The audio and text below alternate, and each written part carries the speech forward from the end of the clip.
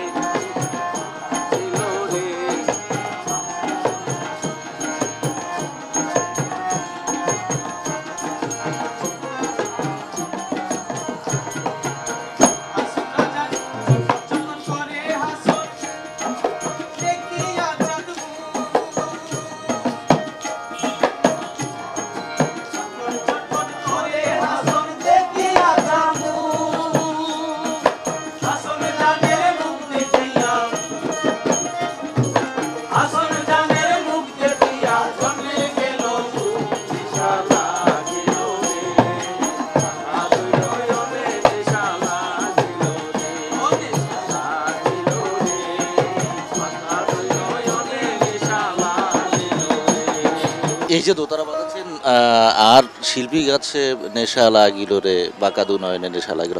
আচ্ছা, এই নেশাটা আসলে কেমন বিমানদা? হাসন রাজার তো আসলেই নেশায় ছিলেন, যে নেশা সৌন্দর্যের নেশা। সমস্ত জমিদারি যিনি ছাড়তে পারেন সেই টান তো অপূর্ব টান, অনন্য টান।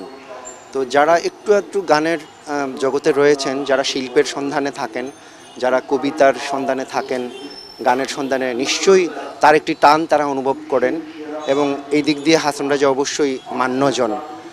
এটি অপূর্ব সুন্দর যে সেইভাবে রয়েছেন। আমি হয়তো কিছুই নই, আমি কোনো দিক দিয়েই কোনো কিছু নই। অল্প যে টান, সেই টানে টের পাই যে অপূর্ব টান, এ সুন্দরের টানে, অনন্য টান। অবশ্যই। ওই আপনি যখন কিছুই নেই শব্দটা ব্যবহার করলেন, তখন আমি আবার চলে গেছি ওইখানে, আমি কিছু নয় রে আমি কিছু নয়। হোক না একবার।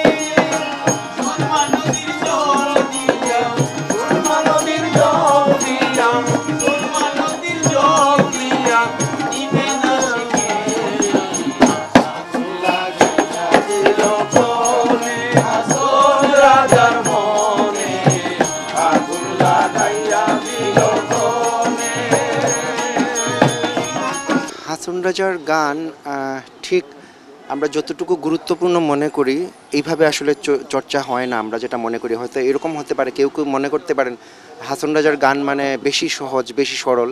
কিন্তু সরল জীবনেই তো আমরা চাইছি না, সরল জীবন যদি আমরা চাই তাহলে সরল বিষয়গুলো আমাদের সামনে আসা দরকার। এই হিসাবে হাসান রাজা আরও বেশি প্রাসঙ্গিক এবং আরও বেশি সামনে থাকা জরুরি। আমরা বোধহয় আজকের গানগুলো ছোট ছোট মানে ছোট ছোট করে শুনলাম আর কি। হ্যাঁ, আজকের গানগুলা ছোট ছোট করে একটু হলো। যারা প্রবীণ যারা গান করেন তারা করলে হয়তো আরও সরল ভাবটা হয়তো আমরা পেতাম। হয়তো এখানে হয়তো একটু আমরা কোনো জায়গায় হয়তো মনে হবে যে একটু সুর থেকে সরে গেছি। যাই হোক, আপনারা ক্ষমা সুন্দর দৃষ্টিতে দেখবেন। আরও যেন আমরা ভালো করে গাইতে পারি, আরও যেন হাসান রাজার সুরের কাছাকাছি আমরা যেতে পারি, এই আশাটুকু রইল। সবাই ভালো থাকবেন, অনেক ধন্যবাদ। আমরাও আসলে শেষ গানটা শুনতে চাই।